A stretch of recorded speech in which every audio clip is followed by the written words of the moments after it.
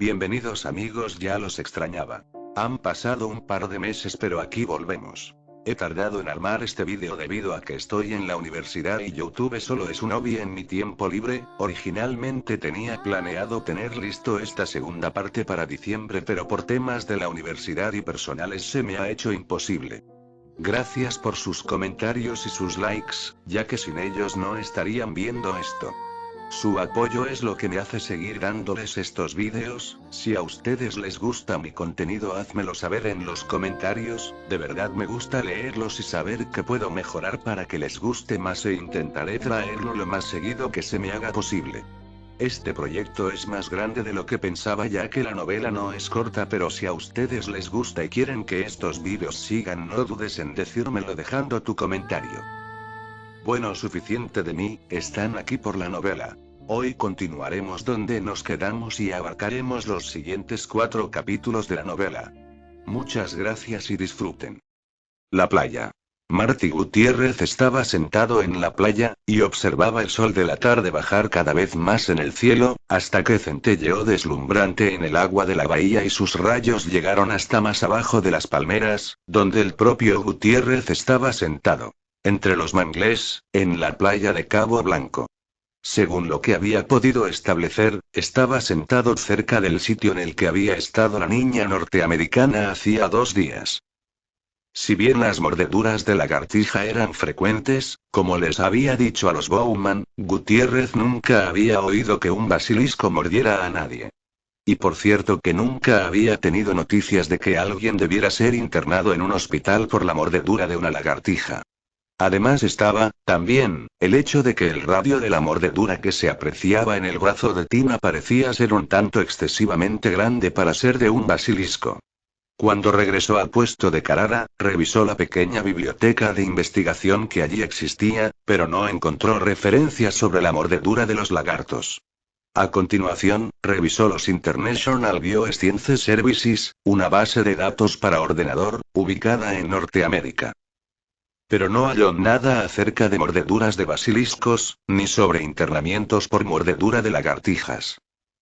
Después llamó al funcionario de salud pública de Amaloya, que confirmó que un bebé de 9 días, que dormía en su cuna, había sido mordido en el pie por un animal, del que la abuela, la única persona que realmente lo había visto, afirmó que era una lagartija. Con posterioridad, el pie se puso tumefacto y el bebé estuvo a punto de morir. La abuela había descrito a la lagartija como de color verde con listas marrones. Había mordido al niño varias veces, antes de que la mujer la espantara. Qué raro, Comentó Gutiérrez. No, como todos los demás. Contestó el funcionario, agregando que se había enterado de otros incidentes de mordedura. Un niño en Vázquez, la aldea costera que venía después de Amaloya, fue mordido mientras dormía. Y otro en Puerto Sotrero. Todos estos sucesos se habían producido en los últimos 2 meses. En todos, los protagonistas habían sido niños y bebés que dormían. Un patrón tan nuevo y característico indujo a Gutiérrez a sospechar de la presencia de una especie desconocida de lagartija. Esta circunstancia era particularmente posible en Costa Rica. Solo con 120 kilómetros de ancho en su punto más estrecho, el país era más pequeño que el estado de Maine. Y, aún así, dentro de su limitado espacio, Costa Rica tenía una notable diversidad de hábitats biológicos. Costas marinas, tanto en el Atlántico como en el Pacífico. 4 cadenas montañosas separadas, que comprenden cumbres de 3.600 metros y volcanes en actividad. Selvas tropicales en las que llueve todo el año, bosques de montaña, zonas templadas, terrenos pantanosos y desiertos áridos. Tal diversidad ecológica mantenía una asombrosa diversidad de formas de vida animal y vegetal. Costa Rica tenía el triple de especies de pájaros que toda Norteamérica. Más de 1.000 especies de orquídeas. Más de 5.000 especies de insectos.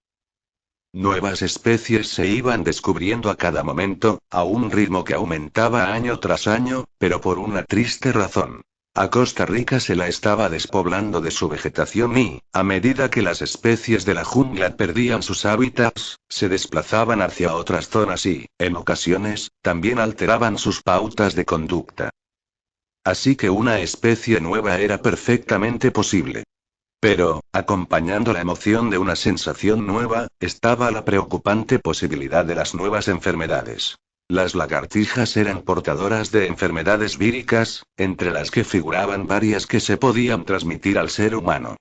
La más grave era la encefalitis sáurea central, o ESC, que en los seres humanos y en los caballos producía una especie de enfermedad del sueño.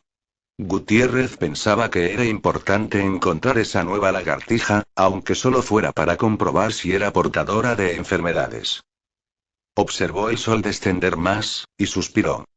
Quizá Tina Bowman había visto un animal nuevo, y quizá no. Gutiérrez, ciertamente, no lo había visto.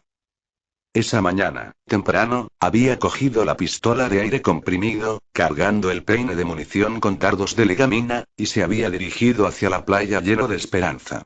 Pero desperdició el día.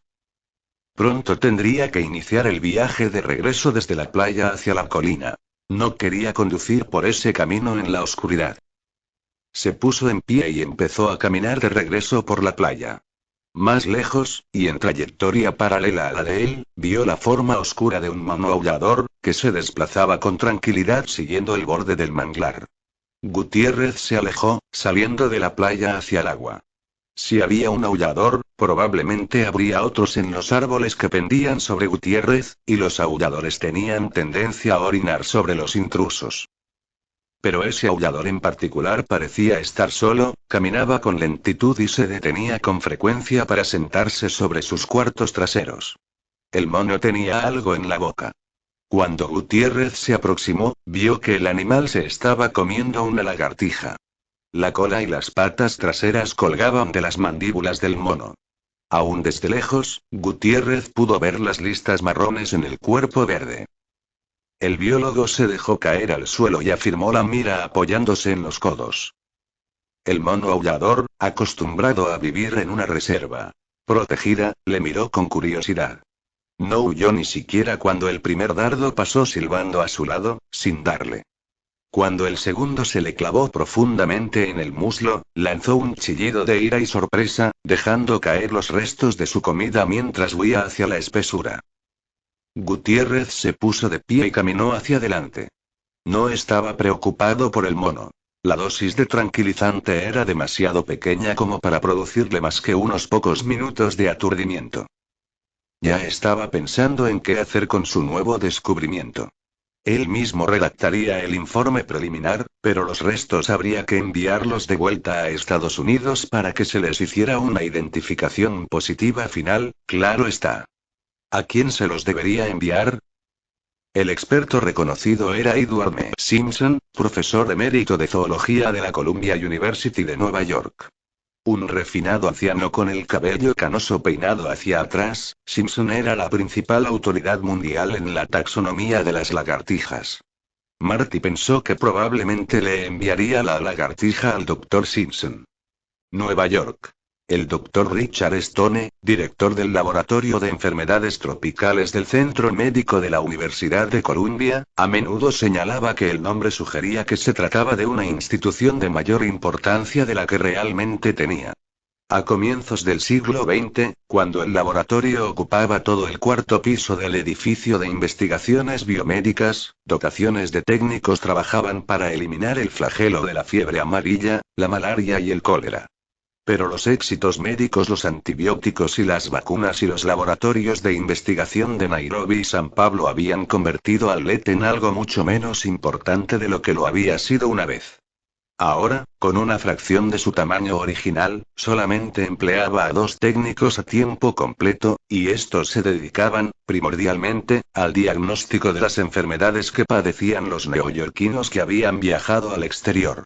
La cómoda rutina del laboratorio no estaba preparada para lo que recibió esa mañana. Oh, muy agradable.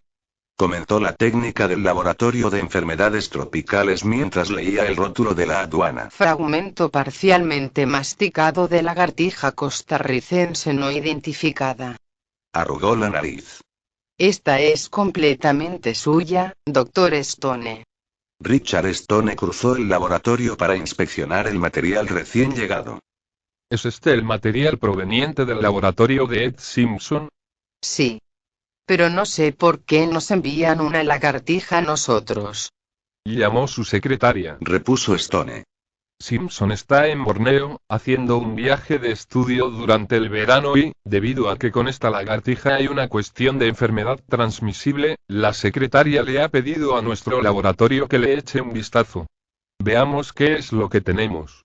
El cilindro blanco de plástico tenía el tamaño de un recipiente de leche de 2 litros. Llevaba pasadores metálicos de cierre y una tapa a rosca. Un rótulo decía recipiente internacional para especímenes biológicos y estaba completamente cubierto con autoadhesivos y advertencias en 4 idiomas. Las advertencias cumplían el propósito de evitar que el cilindro fuese abierto por funcionarios aduaneros suspicaces. En apariencia, las advertencias habían funcionado, pues cuando Richard Stone desplazó la gran lámpara, poniéndola sobre el recipiente, pudo ver que los sellos seguían intactos. Después encendió el circuito cerrado de aireación, y se puso guantes de plástico y una mascarilla. Después de todo, hacía poco que el laboratorio había identificado casos de fiebre equina venezolana, encefalitis japonesa B, virus de la jungla Kia Sanur, virus Langati de Mayaro. Después, desatornilló la tapa. Se oyó el siseo de gas que escapa y salió una nube de humo blanco. El cilindro se enfrió hasta escarcharse. En su interior, Stone encontró una bolsa plástica para sándwiches, con cierre de cremallera, que contenía algo verde. Extendió un campo quirúrgico sobre la mesa y sacó el contenido de la bolsa, sacudiéndolo.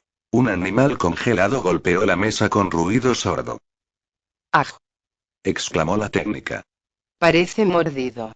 Sí. Asintió Stone. ¿Qué quieren de nosotros? La técnica consultó los documentos adjuntos. La lagartija está mordiendo a los niños de la localidad. Piden la identificación de la especie de lagartija, y les preocupan las enfermedades que pudiera transmitir la mordedura. La mujer extrajo el dibujo infantil de una lagartija, que llevaba la firma Tina en la parte superior. Uno de los niños hizo un dibujo del animal.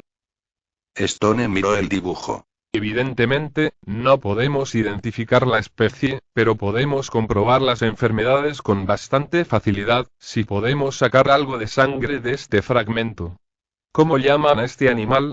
Basiliscus amoratas con anomalía genética consistente en 3 dedos en las patas posteriores. Dijo la mujer, leyendo. Muy bien. Empecemos. Mientras usted espera a que se descongele, tómele unas placas de rayos X y hágale unas fotos con la Polaroid para el registro. Una vez tengamos sangre, empiece a someterla a una batería de pruebas para determinación de anticuerpos, hasta que obtengamos algunas coincidencias. Hágame saber si hay problemas. Antes del almuerzo el laboratorio tenía la respuesta. La sangre de la lagartija no mostraba una reactividad importante ante ningún antígeno vírico o bacteriano. También trazaron perfiles de toxicidad y encontraron solamente uno positivo. La sangre era levemente reactiva al veneno de la cobra real de la India. Pero una leve interreactividad era frecuente entre las especies de reptiles, y el Dr. Stone no lo consideró digno de atención como para agregarlo al facsímil que la técnica le envió al Dr. Martín Gutiérrez esa misma tarde. Nunca se hizo pregunta alguna sobre la identificación de la lagartija. Eso tendría que esperar al regreso del Dr. Simpson. No se le esperaba hasta dentro de varias semanas, y su secretaria preguntó si el LED tendría la gentileza de guardar el fragmento de lagartija mientras tanto. El Dr. Stone lo volvió a meter en la bolsa con cierre de cremallera y lo metió en el frigorífico. Martín Gutiérrez leyó el facsímil que provenía del Centro Médico Columbia / Laboratorio de Enfermedades Tropicales. Era breve. Sujeto. Basiliscus amoratus con anomalía genética, enviado desde la oficina del Dr. Simpson. Materiales. Segmento posterior, animal parcialmente comido. Pruebas efectuadas. Rayos X, RTX microscópico, inmunológico para determinación enfermedad vírica, parasitaria, bacteriana. Hallazgos. No hay evidencias histológicas ni inmunológicas de existencia de ninguna enfermedad vírica, parasitaria, bacteriana. Hallazgos. No hay evidencias histológicas ni inmunológicas de existencia de ninguna enfermedad transmisible al hombre en esta muestra de Basiliscus amoratus. Firmado, Richard A. Stone, doctor en medicina, director. Sobre la base de Memorandum, Gutiérrez hizo dos conjeturas. La primera, que su identificación de la lagartija como basilisco quedaba confirmada por los científicos de la Universidad de Columbia. Y la segunda, que la ausencia de enfermedades transmisibles quería decir que los recientes episodios de mordeduras esporádicas de lagartijas no entrañaban consecuencias graves para la salud de Costa Rica. Por el contrario, pensó que su punto de vista original era correcto, que una especie de lagartija se había visto empujada a salir de la jungla para ocupar un nuevo hábitat, y que se estaba poniendo en contacto con la gente de las aldeas. Gutiérrez estaba seguro de que dentro de unas pocas semanas más, la lagartija se calmaría y los episodios de mordeduras acabarían. La lluvia tropical caía formando grandes láminas que calaban hasta el tuétano, martilleando sobre el techo acanalado del edificio de la clínica de Bahía Añasco. Era casi medianoche. La corriente eléctrica se había interrumpido por la tormenta, y la partera Elena Morales estaba trabajando iluminándose con una linterna, cuando oyó un sonido chirriante, como un gorjeo. Con la idea de que se trataba de una rata, rápidamente aplicó una compresa en la frente de la madre y fue a la habitación contigua para confirmar que el bebé recién nacido estaba bien. Cuando su mano tocó el pomo de la puerta, volvió a oír el gorjeo, y Elena se agachó. Evidentemente, no era más que un pájaro, que había entrado por la ventana para escapar de la lluvia. Los costarricenses dicen que cuando un pájaro viene a visitar a un recién nacido, trae consigo buena suerte. Elena abrió la puerta e iluminó el interior de la habitación con su linterna. No vio un pájaro. El bebé estaba acostado en una cuna de mimbre apoyada en el suelo, envuelto únicamente en una manta liviana, con la cara descubierta. Alrededor del borde de la cuna, 3 lagartijas de un color verde oscuro se agachaban como gárgolas. Cuando vieron a Elena levantaron la cabeza y la contemplaron con curiosidad, pero no huyeron. A la luz de su linterna, Elena vio la sangre que les goteaba del hocico. Al tiempo que gorjeaba con suavidad, una de las lagartijas se inclinó y, con una rápida sacudida de la cabeza, arrancó un trozo de carne del bebé. Elena avanzó, gritando, y las lagartijas escaparon hacia la oscuridad. Pero mucho antes de llegar hasta la cuna pudo ver lo que le había ocurrido a la cara del bebé, y supo que el niño tenía que estar muerto. Las lagartijas se dispersaron en la lluviosa noche, gorjeando y chirriando, dejando huellas sangrientas de patas de 3 dedos, como las de los pájaros. La configuración de los datos. Más tarde, cuando se sintió más calmada, Elena Morales decidió no informar sobre el ataque de las lagartijas. A pesar del horror que había visto, temió que la pudieran criticar por dejar al bebé desprotegido. Así que le dijo a la madre que el bebé se había asfixiado e informó de la muerte, en los formularios que enviaba a San José, como SMSI, síndrome de muerte súbita de infantes. Este era un síndrome de muerte inexplicable entre los niños muy pequeños. Pasaba inadvertido y el informe de Elena salió sin que le hicieran objeciones. El laboratorio universitario de San José que analizó la muestra de saliva del brazo de Tina Bowman hizo varios descubrimientos notables. Había, como cabía esperar, una gran cantidad de serotonina, pero, entre las proteínas salivales, había un verdadero monstruo, con una masa molecular de 1.980.000, era una de las proteínas más grandes conocidas. La actividad biológica todavía se estaba estudiando, pero parecía ser un veneno neurotóxico emparentado con el de la cobra, aunque de estructura más primitiva. El laboratorio también descubrió vestigios de hidrolasa de gamma-aminometionina. Debido a que esta enzima era un trazador radiactivo para ingeniería genética, y no se encontraba en animales silvestres, los técnicos supusieron que se trataba de un contaminante procedente del laboratorio y no informaron sobre su presencia cuando llamaron al Dr. Cruz, el médico que pedía el análisis, a Punta Arenas. El fragmento de lagartija descansaba en la máquina frigorífica de la Universidad de Columbia, esperando el regreso del Dr. Simpson, a quien no se esperaba hasta al cabo de un mes, por lo menos. Y así pudieron haber quedado las cosas, de no haber entrado en el laboratorio de enfermedades tropicales una técnica llamada Alice Levin, que vio el dibujo de Tina y preguntó. Oh, ¿el hijo de quien dibujó el dinosaurio? ¿Qué? Murmuró Richard Stone, volviéndose lentamente hacia la técnica. El dinosaurio. No es eso. Mi hijo no hace más que dibujarlos. Es una lagartija. Enviada desde Costa Rica. Alguna niña de allá le hizo un dibujo. No. Insistió Alice Levin, negando con la cabeza. Mírelo. Está muy claro. Cabeza grande, cuello largo, se levanta sobre las patas traseras. Es un dinosaurio. No pude ser, solo tenía 30 centímetros de alto. ¿Y con eso, qué? En aquel entonces había dinosaurios pequeños. Créame, lo sé. Tengo 2 varones, soy una experta. Los dinosaurios más pequeños medían menos de 30 centímetros. Tenisaurio, o algo por el estilo, no sé. Esos nombres son imposibles, nunca se aprenden si una tiene más de 10 años. Usted no lo comprende. Insistió Richard Stone. Este es el dibujo de un animal contemporáneo. Nos enviaron un fragmento del animal. Ahora está en el frigorífico. Stone fue y lo sacó y, sacudiendo la bolsa, lo extrajo para mostrarlo. Alice Levin miró la pieza congelada de pata y cola y se encogió de hombros. No la tocó. No sé. Dijo. Pero, para mí, eso parece un dinosaurio. Stone negó con la cabeza. Imposible. ¿Por qué? Podría ser un sobrante o una reliquia, o como sea que se llame. Stone se limitó a seguir negando con la cabeza. Alice estaba mal informada. No era más que una técnica que trabajaba en el laboratorio de bacteriología, al final de la estancia. Y tenía una imaginación activa.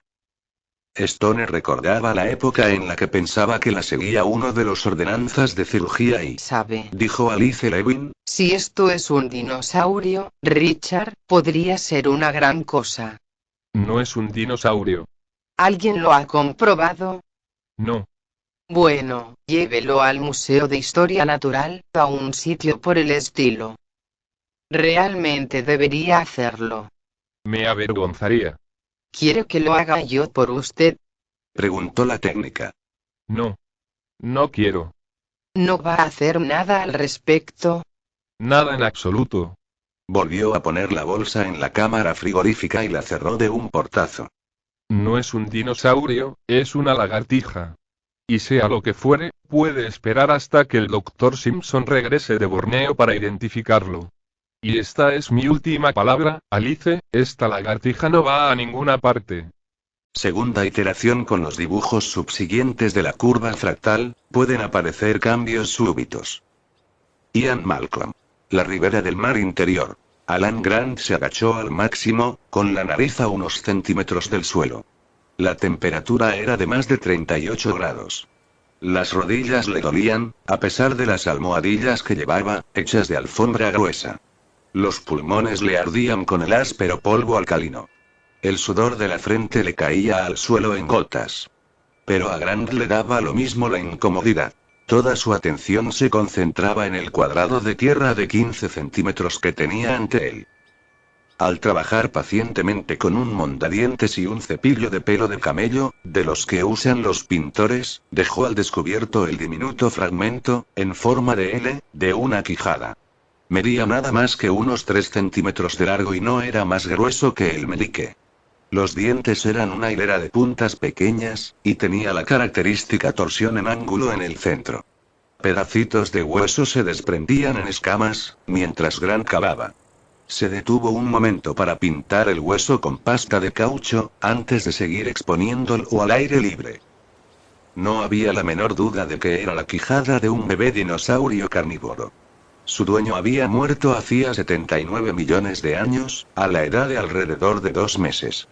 Con algo de suerte, también podría hallar el resto del esqueleto. De ser así, sería el primer esqueleto completo de un dinosaurio carnívoro bebé. Alan. Alan Grant miró hacia arriba, parpadeando deprisa bajo la luz del sol. Se bajó las gafas ahumadas y se secó la frente con el brazo. Estaba acuclillado en una ladera erosionada de las tierras yermas que estaban en las afueras de Slakewater, Montana. Debajo de la gran concavidad azul del cielo, colinas obtusas, afloramientos de caliza desmenuzada, se extendían kilómetros y más kilómetros en todas direcciones. No había un árbol ni un arbusto. Nada, salvo roca árida, sol caliente y viento ululante.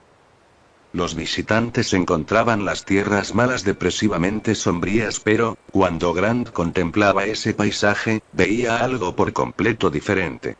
Esa tierra árida era lo que quedaba de otro mundo, muy diferente, que se había desvanecido 80 millones de años atrás.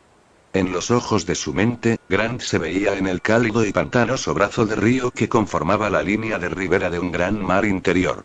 Ese mar interior tenía 1900 kilómetros de ancho, y se extendía sin solución de continuidad desde las recientemente elevadas montañas rocosas hasta las agudas y escabrosas cumbres de los Apalaches. Todo el oeste norteamericano estaba bajo las aguas. En ese entonces había nubes delgadas en el alto cielo, oscurecido por el humo de los volcanes cercanos. La atmósfera era más densa, más rica en dióxido de carbono. Las plantas crecían con rapidez a lo largo de la línea de la ribera. No había peces en esas aguas, pero sí almejas y caracoles. Los pterosaurios se abalanzaban en picado para recoger algas de la superficie. Unos pocos dinosaurios carnívoros merodeaban por las pantanosas orillas del lago, desplazándose entre las palmeras. Y costa afuera había una isla pequeña, de unos 8000 metros cuadrados. Circundada por densa vegetación, esa isla fue un santuario en el que manadas de dinosaurios herbívoros con hocicos como pico de pato ponían sus huevos en nidos comunales, y criaban a su chillona descendencia. En el transcurso de los millones de años siguientes, el lago alcalino color verde pálido se hizo menos profundo y, por último, se desvaneció. La tierra desnuda se combó y se resquebrajó, sometida al calor. Y la isla, junto con sus huevos de dinosaurio, se convirtió en la ladera erosionada del norte de Montana, en la que Alan Grant estaba ahora practicando más excavaciones. Alan. Se puso en pie. Era un hombre fornido de 40 años con barba. Oyó el resoplido entrecortado y constante del generador portátil, y el lejano martilleo de la perforadora neumática abriéndose paso en la roca densa de la colina siguiente. Vio a los chicos que trabajaban alrededor de la perforadora, apartando los pedazos grandes de roca después de revisarlos para ver si contenían fósiles. Al pie de la colina divisó las 6 tiendas cónicas, de estilo indio, de su campamento, la tienda en la que comían el rancho, sacudida por el viento, y la casa rodante que actuaba a guisa de laboratorio de campaña. Y vio a Ellie, haciéndole gestos con los brazos, desde la sombra del laboratorio de campaña. Visitante. Voceó, y señaló hacia el este. Grant vio la nube de polvo, y el Ford Sedán azul que, dando saltos sobre el camino quebrado por zanjas, avanzaba hacia ellos. Le echó un vistazo al reloj de pulsera. Justo a tiempo. En la otra colina, los muchachos miraban, interesados. No recibían muchos visitantes en Slakewater y se había especulado mucho respecto de cuál sería el motivo por el que un abogado del ente de protección ambiental querría ver a Alan Grant. Pero Grant sabía que la paleontología, el estudio de las formas extinguidas de vida, había cobrado en los últimos años una inesperada utilidad para el mundo moderno. El mundo moderno estaba cambiando deprisa, y a menudo parecía que cuestiones urgentes relacionadas con el clima, la deforestación, el calentamiento del globo o la capa de ozono se podían responder en parte, por lo menos con información del pasado. Era información que los paleontólogos podían brindar. En los últimos años, a Grant mismo le habían citado 2 veces como experto pericial. Grant empezó a bajar la colina para reunirse con el coche. Mientras cerraba la portezuela, el visitante tosió en medio del polvo blanco. Bob Morris, dijo, tendiendo la mano. Estoy en la oficina de San Francisco. Grant se presentó y observó. Parece acalorado. ¿Quiere una cerveza? Jesús, sí. Morris estaba cerca de los 30 años, llevaba corbata y los pantalones que correspondían a un traje de calle. Sostenía una cartera. Sus zapatos, de punta cuadrada y reforzada, hacían crujir las rocas mientras caminaban hacia la casa rodante. Cuando pasé la colina por primera vez, creí que era una reserva india. Comentó, señalando las tiendas cónicas. No, Dijo Grant. solo es la mejor manera de vivir aquí. Y explicó que en 1978, el primer año de las excavaciones, habían usado tiendas octédricas North Slope, las más evolucionadas que existían en ese entonces. Pero el viento se las llevaba siempre. Probaron con otros tipos de tienda, siempre con el mismo resultado. Al final, empezaron a levantar tiendas indias cónicas, que eran más amplias en el interior, más confortables y más estables ante la acción del viento. Estas son tiendas de los pies negros, levantadas alrededor de 4 palos. Las de los Sioux se levantaban alrededor de 3. Pero este solía ser territorio de los pies negros, por lo que pensamos y... Ajá, Asintió Morris. muy apropiado. Con los ojos entrecerrados, observó el desolado paisaje y sacudió la cabeza. ¿Cuánto tiempo han estado aquí? Alrededor de 60 cajones. Contestó Grant. Cuando Morris denotó sorpresa, le explicó. Medimos el tiempo con cerveza. Comenzamos en junio con 100 cajones. Hasta ahora hemos liquidado alrededor de 60. 63, para ser exactos. Precisó Ellie Sattler, cuando llegaron a la casa rodante. A Grant le divirtió ver cómo Morris quedaba boquiabierto ante Ellie, que usaba vaqueros recortados y una camisa de trabajo anudada a mitad del torso. Tenía 24 años y estaba muy tostada por el sol. Llevaba el rubio cabello peinado hacia atrás. Ella nos mantiene en movimiento. Dijo Grant, presentándola. Es muy buena en lo que hace. ¿Y qué hace? Paleobotánica. Dijo Ellie. Y también hago los preparados típicos de campaña. Abrió la puerta y entraron. El aire acondicionado de la casa rodante solo bajó la temperatura a 30 grados, pero parecía fresco después del calor del mediodía. La casa tenía una serie de mesas largas de madera, sobre las que había pulcramente dispuestos diminutos especímenes óseos, etiquetados y rotulados. Más allá había platos de cerámica y restos de artefactos de alfarería. Olía con intensidad a vinagre. Morris echó un vistazo a los huesos. Pensé que los dinosaurios eran grandes. Dijo. Lo eran. Contestó Ellie. Pero todo lo que ve aquí proviene de bebés. Snakewater es importante, principalmente, por la cantidad de lugares de anidamiento de dinosaurios. Hasta el momento en que iniciamos este trabajo, apenas sí se conocían dinosaurios bebés. Solamente se había encontrado un nido en el desierto de Gobi.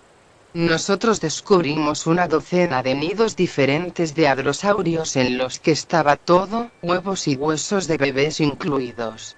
Mientras Grant iba a la nevera, Ellie le mostró a Morris los baños de ácido acético, que se usaba para disolver la caliza de los delicados huesos. Parecen huesos de pollo. Dijo Morris, atisbando dentro de los platos de cerámica. Sí, Dijo Ellie. son muy parecidos a los de pájaro. ¿Y qué pasa con esos? Preguntó Morris, señalando, a través de la ventana de la casa rodante, montones de huesos grandes que estaban fuera, envueltos en plástico grueso. Material rechazado. Explicó Ellie. Huesos demasiado fragmentados cuando los desenterramos. Antes los descartábamos, pero ahora los enviamos para que se les someta a ensayos genéticos. ¿Ensayos genéticos? Repitió Morris. Ahí va. Interrumpió Grant, arrojando una cerveza a las manos de Morris. Le dio otra a Ellie, que tragó la suya de una sola vez, sin darse pausa para respirar al hacerlo, echó el largo cuello hacia atrás. Morris se quedó mirándola fijo. Somos bastante informales aquí. Dijo Grant. ¿Quiere pasar a mi oficina? Por supuesto. Contestó Morris. Grant le condujo al extremo de la casa rodante, en el que había una cama despanzurrada, una silla hundida en el medio y una mesa auxiliar desvencijada. Grant se dejó caer sobre la cama, que crujió y exhaló una nube de polvo calizo. El paleontólogo se reclinó, puso los pies sobre la mesa auxiliar, que hizo un ruido al golpearla con las botas y, con un gesto, invitó a Morris a sentarse en la silla. Póngase cómodo. Grant era profesor de paleontología en la Universidad de Denver, y uno de los principales investigadores en su actividad, pero nunca se había sentido cómodo con las sutilezas sociales. Se veía a sí mismo como a un hombre destinado a trabajar al aire libre y sabía que, en paleontología, todo el trabajo importante se hace al aire libre, con las manos. Grant tenía poca paciencia con los aspectos académicos, con los conservadores de museos, con lo que él denominaba cazadores de dinosaurios durante la hora del té. Y se esmeró un poco por distanciarse, en cuanto a vestimenta y comportamiento, de los cazadores de dinosaurios durante la hora del té, llegando, inclusive, a dictar sus clases con vaqueros y zapatillas.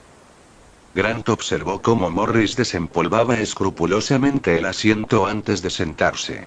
El hombre de Lepa abrió su maletín, revolvió entre los papeles y volvió a echarle un vistazo a Ellie, que, con pinzas de punta fina, estaba levantando huesos del baño de ácido en el otro extremo de la casa rodante, sin prestarles atención. Probablemente se pregunta por qué estoy aquí. Grant asintió con la cabeza. Hay un trecho muy largo hasta aquí, señor Morris. Bueno, Comenzó Morris. para ir directamente al grano, a Lepa le preocupan las actividades de la Fundación Amon. Usted recibe algunos fondos de ella. $30.000 anuales durante los últimos 4 o 5 años. ¿Qué sabe de la fundación? Preguntó Morris. Grant se encogió de hombros. La Fundación Amon es una respetada fuente de subvenciones académicas. Concede fondos a las investigaciones que se hacen en todo el mundo, comprendiendo varios investigadores de los dinosaurios. C. Que brindan apoyo a Bob Kerry, del T-Ray en Alberta, y a John Weller en Alaska. Es probable que haya más gente. ¿Sabe por qué la Fundación Amon respalda tantas investigaciones sobre dinosaurios? Claro que sí, porque el viejo John Amon es un entusiasta fanático de los dinosaurios. ¿Le ha visto personalmente? Grant se encogió de hombros. 1 o 2 veces. Viene aquí para hacer visitas breves. Es bastante anciano, sabe usted. Y excéntrico, de la manera en que a veces lo es la gente rica. Pero siempre se muestra muy entusiasta. ¿Por qué?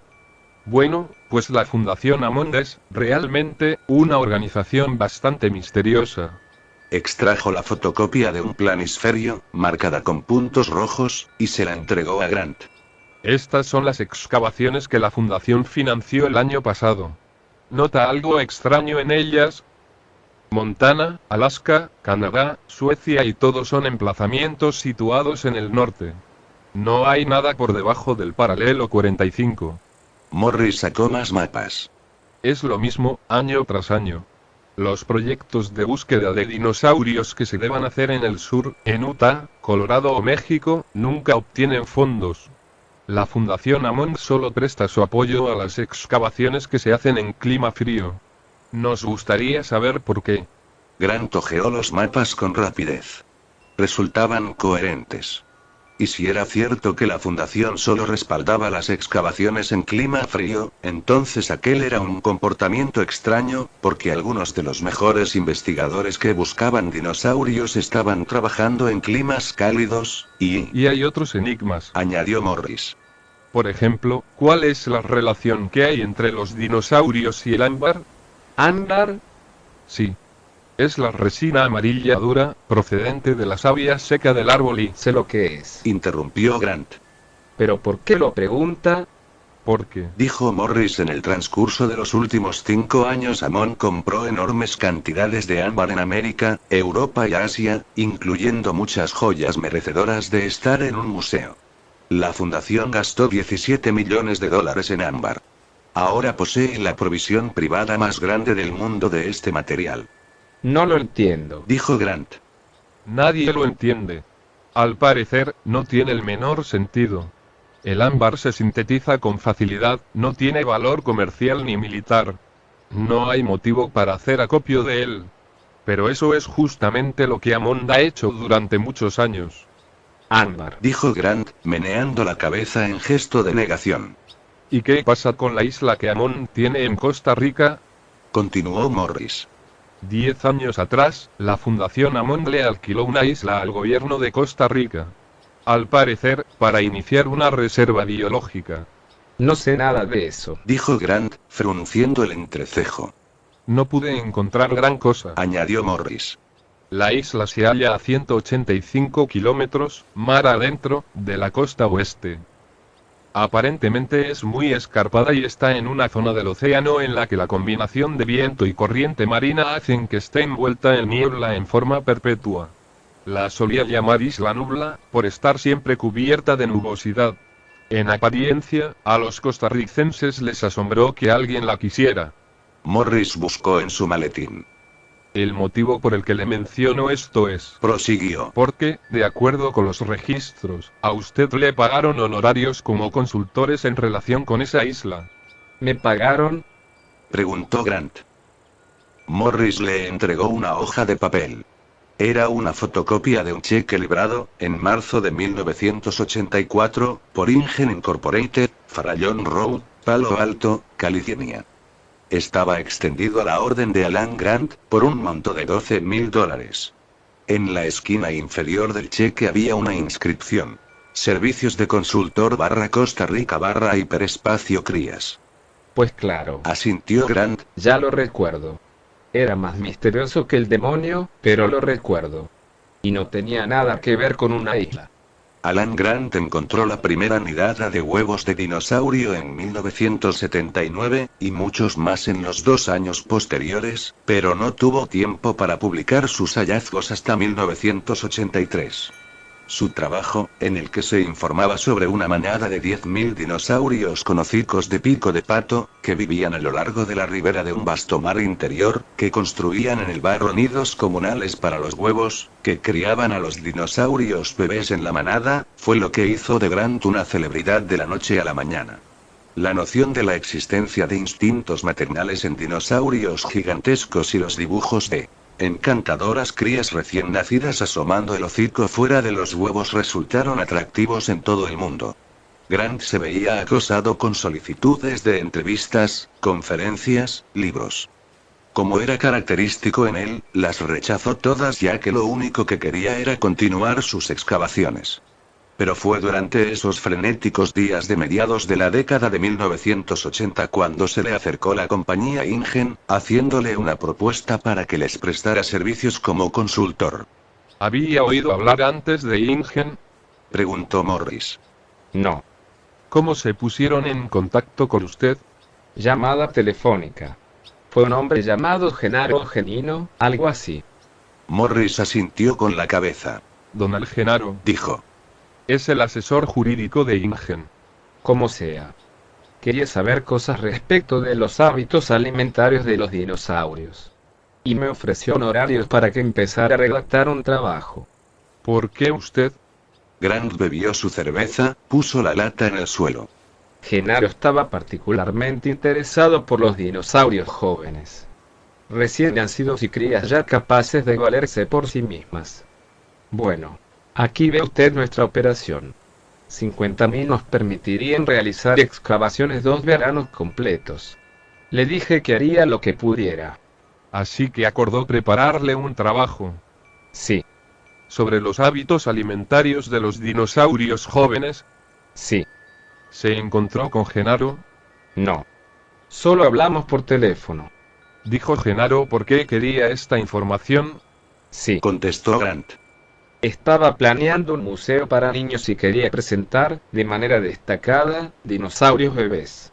Dijo que estaba contratando a varios consultores académicos, y dijo quiénes eran. Había paleontólogos como yo, un matemático de Texas llamado Ian Malcolm, y un par de ecólogos. Un analista de sistemas. Buen grupo. Morris asintió con la cabeza, tomando notas. Así que usted aceptó el cargo de consultor. Sí. Acordé enviarle un resumen de nuestro trabajo, lo que sabíamos sobre los hábitos de los hadrosaurios de pico de pato que habíamos encontrado. ¿Qué clase de información envió? Preguntó Morris. Todo. Pautas de conducta de anidamiento, extensión del territorio, conducta alimentaria, conducta social. Todo.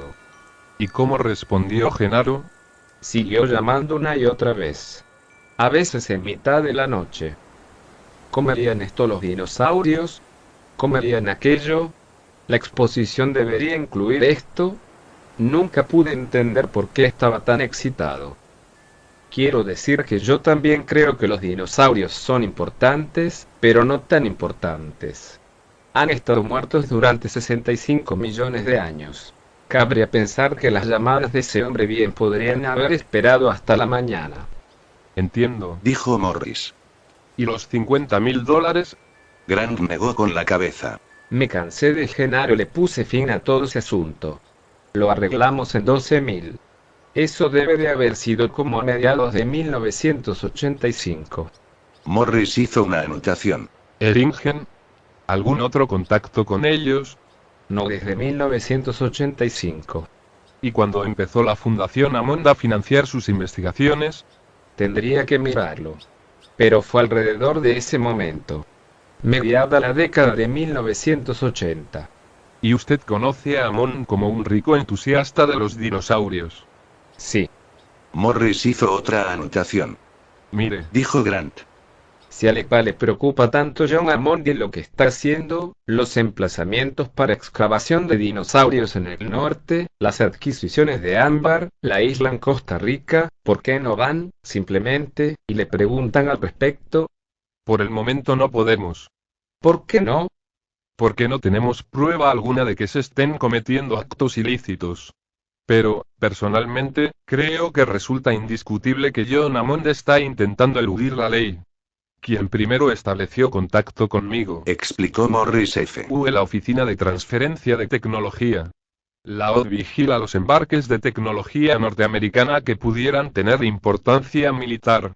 Me llamó para decir que la INGEN presentaba dos sectores en los que habría una posible transferencia ilegal de tecnología. Primero, INGEN había despachado 3 Cray XMP a Costa Rica. INGEN había definido ese envío como transferencia entre divisiones de la propia compañía, y dijo que esas máquinas no iban a la reventa. Pero la OP no podía imaginar para qué demonios necesitaría alguien esa potencia en Costa Rica. 3 Cray. ¿Es un tipo de ordenador? Morris asintió con la cabeza. Superordenadores muy poderosos. Para darle una idea, 3 Cray representan más potencia para el procesamiento electrónico de datos que la que pueda tener cualquier otra compañía privada norteamericana. INGEN envió las máquinas a Costa Rica. Cabe preguntarse por qué. Me rindo. ¿Por qué? Dijo Grant.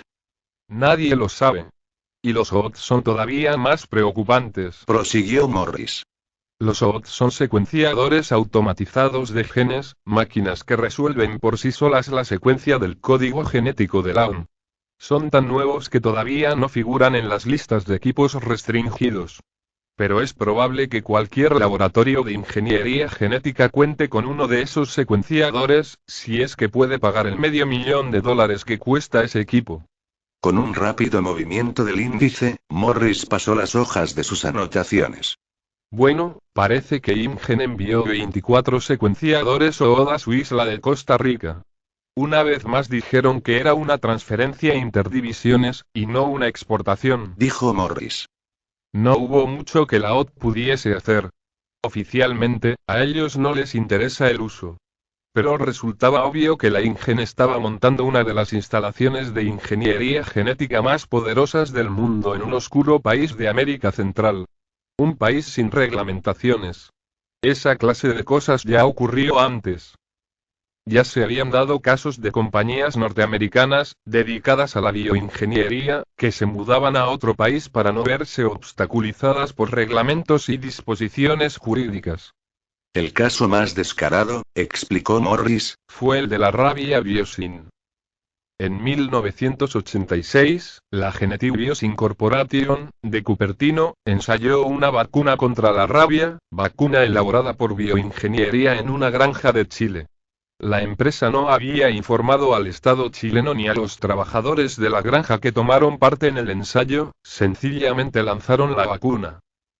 La vacuna consistía en un virus activo de la rabia, genéticamente modificado para que no fuese virulento.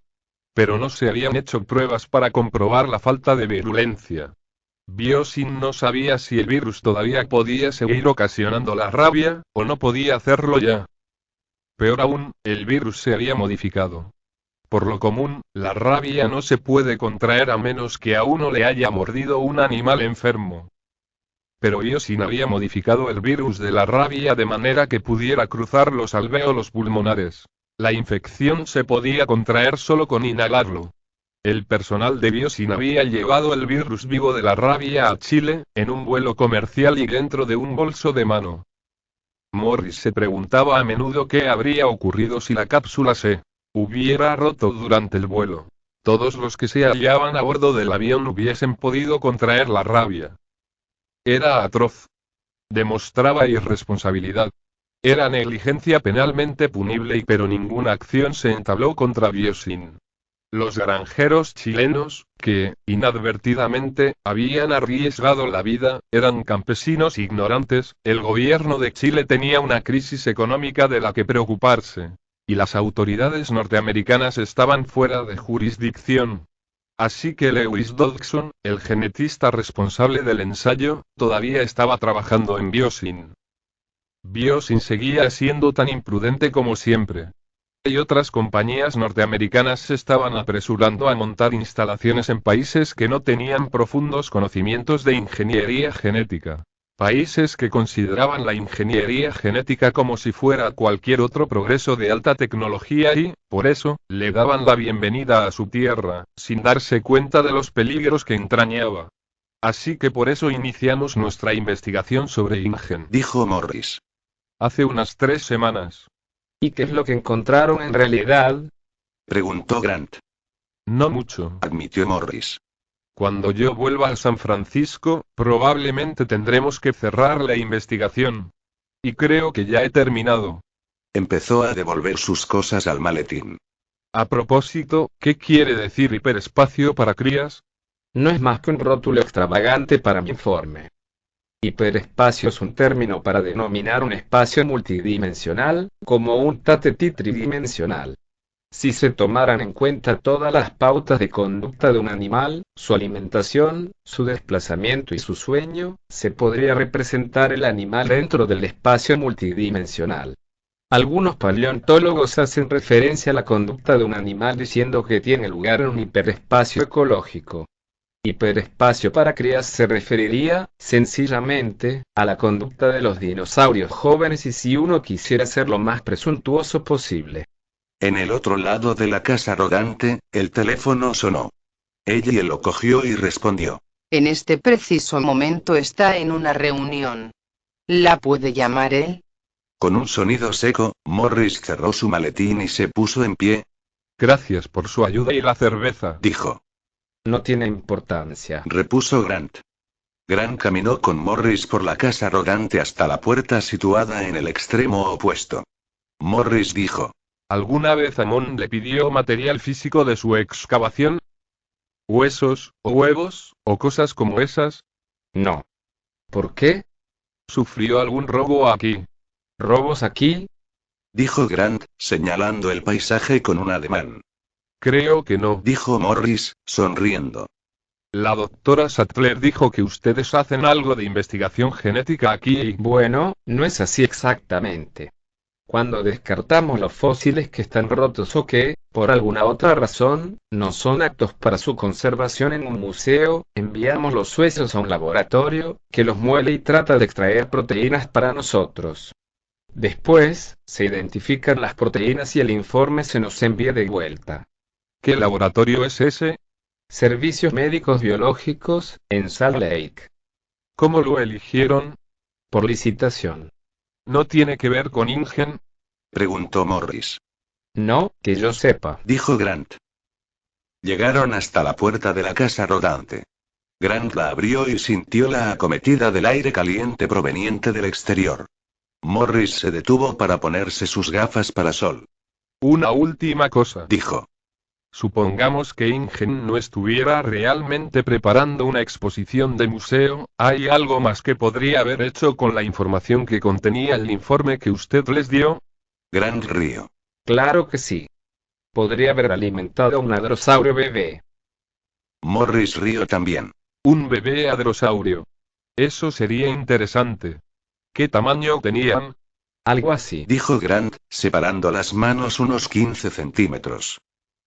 Como una ardilla. ¿Y cuánto tiempo pasa hasta que adquiere el tamaño adulto? 3 años. Dijo Grant. Año más, año menos. Morris le tendió la mano. Bueno, gracias por su ayuda. Conduzca de regreso con calma. Aconsejó Grant. Observó unos momentos, mientras Morris caminaba de vuelta a su auto, y después cerró la puerta de la casa rodante. Una vez dentro preguntó. ¿Qué te parece? Ella se encogió de hombros y dijo. Ingenuo. ¿Te gusta la parte en la que John Hammond es el maligno archivillano? Grant rió. John Hammond es casi tan siniestro como Walt Disney. A propósito, ¿quién llamó? Ah, era una mujer llamada Alice Levin. Trabaja en el Centro Médico de Columbia. ¿La conoces? No. Bueno, era algo relativo a la identificación de unos restos. Quiere que la llames de inmediato. Fin de capítulo. Y bueno amigos, hasta aquí lo dejaremos por este vídeo. De verdad que muchas gracias a todos por escuchar o ver o como sea que consumas estos vídeos. Gracias por prestarme tu tiempo y espero que te lo hayas pasado súper. Compárteme qué te pareció en los comentarios. Me gusta mucho leerlos y saber qué piensan. Su apoyo es lo que mantiene esta serie viva. Gracias a todos y cuídense, hasta luego.